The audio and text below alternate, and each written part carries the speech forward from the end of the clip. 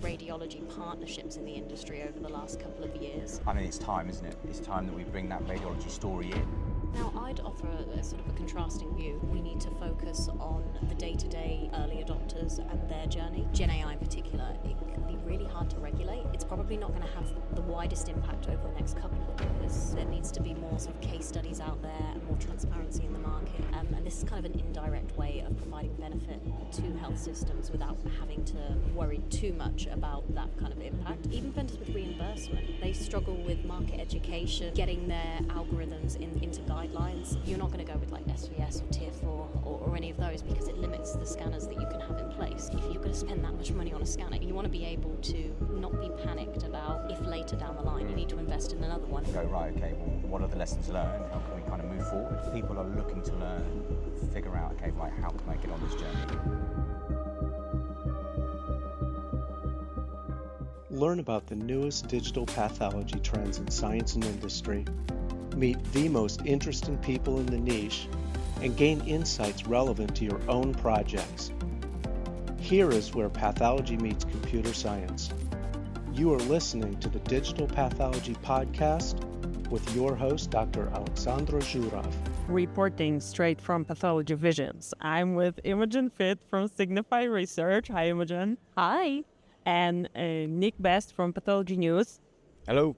We have been crossing paths online and offline at this conference and at other conferences. You might have seen some content from our previous conferences with Nick. For the past 2 days, we've been attending lectures and talking to vendors and basically networking at PathVisions. And we wanted to share our insights with you, what we think is happening in the digital pathology space. We're going to start with you, Imogen. Give us your Signify research perspective and basically like the industry perspective. What's going on? And we're going to start building on that. So in terms of market trends, I've definitely noticed if you look at like the speaking agenda and the topics that they're talking about, radiology has a massive influence at this year's event. So SIMS here, the Society of Imaging Informatics, there's talks about DICOM as a standard, where a couple of years ago that was something that the industry was a little bit resistant to, arguably. And also enterprise imaging, how to incorporate digital pathology into the wider imaging strategy at these kind of healthcare institutions. So that's really exciting because there's an opportunity to learn from other imaging departments and kind of like leapfrog ahead of challenges that they may have encountered already. And I'm really encouraged. There's obviously been a lot of radiology partnerships in the industry over the last couple of years. So this is obviously a organic next step to that. But did you guys see that as well? Or? Yes, I'm actually surprised that it's happening so late. Yeah. Because I mean, like, digital pathology, radiology went digital a long time ago. But it's happening, so I'm happy about that. Yeah, I've noticed the same things. I mean, it's time, isn't it? It's time that we bring that radiology story in and go, right, okay, well, what are the lessons learned and how can we kind of move forward? But I do think, yeah, you're right, definitely here. I mean, look at how many people here. What is it, 850 people? Yes. People are looking to learn, figure out, okay, right, how can I get on this journey? And I like the Society of Imaging Informatics in Medicine is not accepting, but like getting as members more and more pathologists. I was in touch with them, with the radiologists being active there, and they say, no, it's imaging, it's not just radiology. Yeah. Obviously, it's still radiology heavy because this is the biggest imaging specialty, but still. Nick, any thoughts on AI and foundation models? Obviously, foundation models is the buzzword in digital pathology right now. Let me give you one sentence what I'm seeing. I'm seeing this being actually incorporated into the places where pathologists work with images, but I see it as early stage still. Yeah, it is. I mean, do you know what? Actually, when you talk about AI, the things that excited me about this is the Modella from Page. I found fascinating. Have you had a demo from those? Yeah, I went to they started collaborating with PathVisions, and I went to that presentation. Yeah, so they're using their viewer now, aren't they? And that's going straight to their viewer, which is really good. Do you know what? I haven't spoken to a lot of the AI companies because I've spoken with Modella, spoken with Page, find out what's going on, and how are they driving their business forward. But yeah, I haven't spoken with Ibex yet, so I'm really interested to get an idea from them about how they're feeling about the industry, because I think things are picking up for all of them. They've got their kind of foot in the right doors. I know I've heard talk of maybe still sort of 2-3 years off. But yeah, it's interesting to see how that market's moved that way. What I don't want to happen is for we have burnout on AI. So I don't want it to be a case where so in the US, the way I saw it, digital pathology conferences were massive. Everyone was going, everyone was really interested. It was a real burning thing to understand what these scanners and the scanners were so important to everyone. And then it kind of, okay, yeah, we can't get it now. FDA approval's not there. Or what we've got to make sure what happens with AR is we don't get to that peak and then everyone's a bit sort of done. Yeah, because we're like so accustomed and used from consumer AI and consumer technology that the moment they talk about it, like the moment you hear about it, it's right there for you. You can buy it. It's not the same in medical space. And then people just, like you say, get tired. The burnout is, I see it like they get tired of waiting and they think it's okay, it's never gonna happen. There is no point in driving or requesting it because it's not out there. What are your thoughts on that, Imogen? See, now I'd offer a sort of a contrasting view in the sense that, yes, we should still be very excited for AI and it is coming. But in order not to burn out about it, we need to focus on the day-to-day early adopters and their journey, because that's the kind of push that the market needs for now to drive adoption. Because adoption is incremental, isn't it? Often you have budget, you buy a scanner, then you decide to invest in best-of-breed workflow software. And then, and only then, are you ready really to start really investing in AI and incorporating it at higher volumes. But you need to, at the end of the day, you need to walk before you can run. Okay. So I would want there to still be this focus on the majority of the market itself, because obviously we've been talking about this for like decades, and I've not personally. The anniversary of the Digital Pathology Association. Yeah, no, they had yesterday. They had 15 anniversary cookies. They made a video about me. That's lovely. I'll check it out. Do you still see AI as the business case? As the business, it's not just that as a business case, because there's also like telepathology for consulting. There's this entire trend that there's this new generation of pathologists coming in, and they want the flexibility to work remotely. So you want to use it to attract talent and new talent and retain it as well, to offer your employees the chance not to. I have a story about that. So I was talking to a lab manager, or IT person from the lab, and they shared with me, hey, we have 2 pathologists who want to leave, 1 person who's retiring, and basically I'm here at this conference to figure out how to bring in digital pathology, because they said if we have digital, they're going to stay part-time. So that was like, I thought until that story, I heard that story, I thought, okay, like it's nice to have that fancy people maybe can request. But no, this was actually a story. The 3 pathologists is enough to make or break diagnostic workflow and the continuity of care for an institution. And basically the institution decided they cannot afford that. They cannot afford to lose those people. They cannot afford to not be able to take care of the patients. And they are doing digital pathology because 2 people requested that they want to do part-time remotely. So I thought this was great. Yeah, it's really real, and flexibility is important. You also have like there's indirect things as well. Like if you're an academic institution and you want to be publishing these top level papers and finding these new insights and getting those grants, digital pathology offers a way to engage in some really exciting new front level work. So AI foundation models, that's where the excitement can stay and sort of like sustain, essentially. Because you've got things like multiplex imaging and spatial biology. There's a few vendors who are here today, and they weren't here a couple of years ago. So that's still very exciting. There's virtual staining as well. Virtual staining companies that were in stealth mode a year ago. And that's obviously novel and new and something that can keep the people that are more accustomed to digital pathology engaged with market, whilst also providing some more sort of value on that from that digital workflow itself. Because obviously if you do virtual staining, do you have to spend money on other types of, those more expensive or maybe dangerous that are used commonly today? I think I've noticed from this event, the skepticism kind of relaxed a bit. I think there was even up until this point, there's been that skepticism, especially around AI, if this is really going to be all that different for me. And that's going, because I think we're getting educated, we're getting more pathologists to understanding the benefits and seeing, because we've got fantastic people who are speaking at events like this, Giovanni's and that, who are giving their stories. And all of us, we need those stories so much for everyone to understand exactly how they can benefit from this. Yeah, and I wax lyrical about it all the time. There needs to be more sort of case studies out there and more transparency in the market in terms of what kind of products are available. How do I easily compare them? Because if you're stepping out and taking those first steps on that journey, you're going through typically 2 years of like demos, and it's really hard to differentiate between what's out there and to select the right solution for you. Yeah. And that's before you even worry about storage, what you're actually going to do with the images once they're there. So Well, it's exactly why we created the Technology Buyer's Guide, because we understood, we understood that there was this kind of, it is almost an educational standpoint of, right, what does a digital workflow look like from start to finish? And okay, yes, it's really difficult to, every one of those is going to be different. Let me tell you, what's the Buyer's Guide official name? It's the Technology Buyer's Guide. Technology Buyer's Guide is a space at Pathology News website where you can compare whatever solution you're looking at.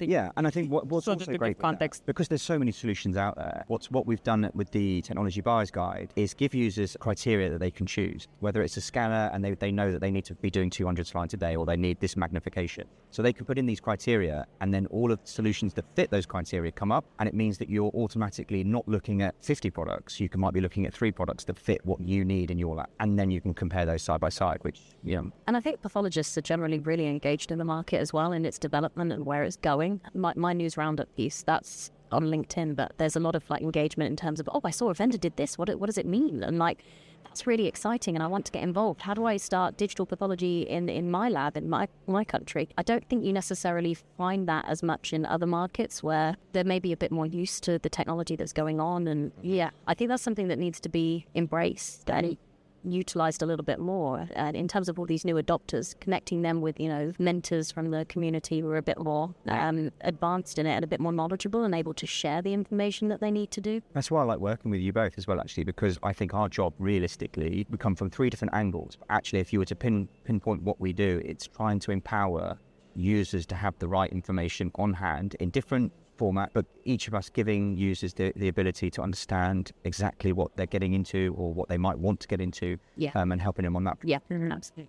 But we can reiterate the stories that need to come from the pathologists who have done it, who have worked from home during COVID and been signing out cases on a plane or whatever that may be, and show those benefits to them. Something that it's nothing groundbreaking, but I went to the lecture given by Dr. Anil Parwani, and he basically had the lecture talking about like all the different steps that he went through on his digital pathology journey, starting with scanner, everything to AI. Now his main hurdle is like how to integrate different AI, so he's actually using it. But that was his story, but he also depicted it as everybody's digital pathology journey, like as a train with different stations. And everybody is at a different station, needs to get to the next station. And then you guys are going to be looking for information. That's what we want to do for you. From different angles. Yeah, because there are different ways of going about it, isn't there? You could go the all-in approach, or you can go the staggered approach. And actually, I've heard stories from different pathologists who have done different approaches or have done one approach and wish they'd gone the other approach. And these are the stories, that we have to share. So people go, okay, I can see the benefits of that now. I can see why I would use that approach moving towards digital, or I might use that approach. And that's something that's really important as well. Do you have any favorite moment of the conference or like best insight? I already said my favorite moment. My favorite moment was when I learned that 2 pathologists requesting working from home drove digital pathology adoption. That was my yes. And I, of course, resonate because I work from home on digital images. So I'm like, yes, let's push from that angle. But everybody has their own angle, insights, and gold nuggets that they gathered at this conference. Imogen, what is your favorite thing? I didn't want to go first because... Okay, Nick. So mine a bit different. My favorite thing has actually been, so I've got... right? No, I've got Meta glasses on, right? So... Yeah, I was wondering if these are Meta glasses. Yeah. So they're Meta glasses, and what I think is going to be amazing, so this has AI built in. Really? Do you see AI in it? No, I don't. But the thing is, so at the moment, it's just a camera. But so I could look at, in the future, these glasses, I could be looking at a slide and I could say, hey, whichever is going to be integrated, whichever AI will be integrated, what am I looking at? And automatically it will tell me, because I've got speakers in the ears. No kidding. Yeah. I see. That's what I said. The consumer AI. I saw it on a billboard like a month ago, and he's wearing this, and I'm like, it's not. But I was looking at these thingies, and I'm like, it's not possible that he already has the glasses from the billboard. I try to stay ahead of the curve. But they're fantastic. They are also glasses. I can't see without them. But What do you see on those cameras? well, I take, like, for instance, I take a. You can would see. need to watch a Meta glasses commercial, because I don't know. Obviously, Yeah. You're not... Yeah. stealthily. No, I would never obviously take, but actually, I mean, these would be great for you because literally you can have your camera, you can record, and so you need to think about that. See, I need to think about that. But I think things like this commercial thing can be used within Apple Vision Pro, for example. I saw that the Lumea booth had Apple Vision Pro. They had it. Imagine, are we going to see like a Minority Report type screen system where pathologists are able to have the image? Did you see their demo? Did you know their system? So I saw their demo and I did a little part of the vlog that it's going to be there. But yeah, he basically sits with this mask on his head. And he's like zooming in, zooming out, and I see everything he's doing on the screen. And I'm like, show me on the screen. He looks at me and I see myself on the screen from the angle he's looking at me. This is freaky, but it's also super cool. Yeah, it is cool. I love tech, so that's really cool for me. So for me, that's the interesting bit. And seeing, the likes of Jude from Page and Medela AI's chatbot, Jude from Medela AI, and I find it really interesting to know how that's going to be integrated into tech like this. I think that'd be with voice command and and having an assistant, having like a pathology assistant. I think we're going to really get to that point. Imogen, what do you think about this assistance from like the industry perspective? And by assistance, I mean the chatbots integrated into the electronic health records, and also the technology that can search for similar images. So when you look at sort of any AI and any technology, Gen AI in particular, it can be really hard to regulate. And this is kind of an indirect way of providing benefit to health systems without having to worry too much about that kind of impact. I would say it's probably not going to have the widest impact over the next couple of years for the majority of the market, because like I said, I think they're still focused on which slide scanner do I choose and how do I best go ahead before you can run. In terms of generative AI, I think that's set to really have a massive impact on the market in the future, both direct and indirect ways. So there are vendors out there that are trying to use it to scale up portfolios more quickly than usual. So instead of having to buy and acquire and sort of train these algorithms on massive data sets, they've almost got a foot in the door already to speed up that process and get more products out there. Because I think part of the challenge with AI as well is that it doesn't cover enough of the workflow itself. Like it's all right to have like a cell counter, for example, but how much are you really going to pay for that? Because how much does it actually... Yeah, how many different cell counters do you need to count all the cells of different states? Exactly. But then if you have a comprehensive solution that basically does most of the reporting for you on breast cases, for example, it doesn't, take the ownership of the case out. You still have to review it, sign it out, but it supports you in that diagnosis and truly makes everything a lot quicker. That requires a lot of different feature analysis and different types of algorithms combined to help truly provide that support. But those are really going to be the types of solutions that actually impact users and actually allow them to see the benefits of AI at the end of the day. So we saw that in radiology as well. So I talk about the emphasis radiology has. It's going to happen. It's one of those things that we learn. Yeah. But with radiology, was it all groups that were able to kind of like that bought into it really quickly? Or did you see a younger radiologist take to it quicker than perhaps someone who was in a different generation? So I think people are still surprised when I tell them that radiology is still adopting AI and it's still... I think I was surprised with that as well. There's so many it's like with digital pathology. There is a very clear case, but there's so many challenges as well, and some of them aren't as obvious. Even vendors with reimbursement, they struggle with market education and getting their algorithms into guidelines so that the actual users, they have the support behind them and they feel safe and comfortable in adopting the algorithms, essentially. It's not just a case of, I think vendors say, okay, well, I've got funding. This is a surefire success. Oh, good. Once you get funding, you need reimbursement, or you need, some kind of evidence base to prove in both an economic way and also a patient care way that you're having an actual impact compared to what was done before. And obviously, from an analog perspective, we didn't really measure.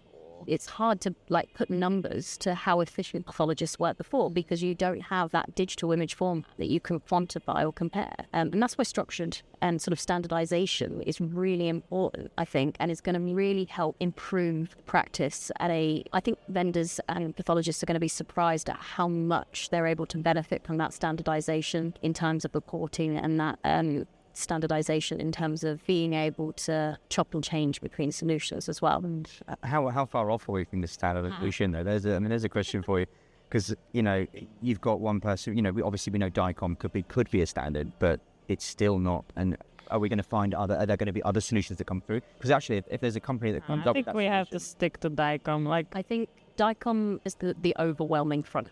Yes. And it might be that in research environments, other standards persist, but there's just too many reasons and too many influencing factors that mean it's much more convenient than any other standard. Because first of all, most of the other common standards are proprietary for vendors. Nobody wants that. The industry has completely moved away from that. There's almost this fear that there'll be vendor lock-in if they go with a particular vendor or solution, which is why most of them talk about interoperability. What is actually for these vendors, what do they mean by interoperability? You know, I could talk for days about that, but I think the case for DICOM a couple of years ago, I was talking in the industry and vendors were making very good points about the fact that it was made for radiology. It wasn't maybe technically the best requirement and these sorts of things, but they're still making the standard. They're still improving it year on year.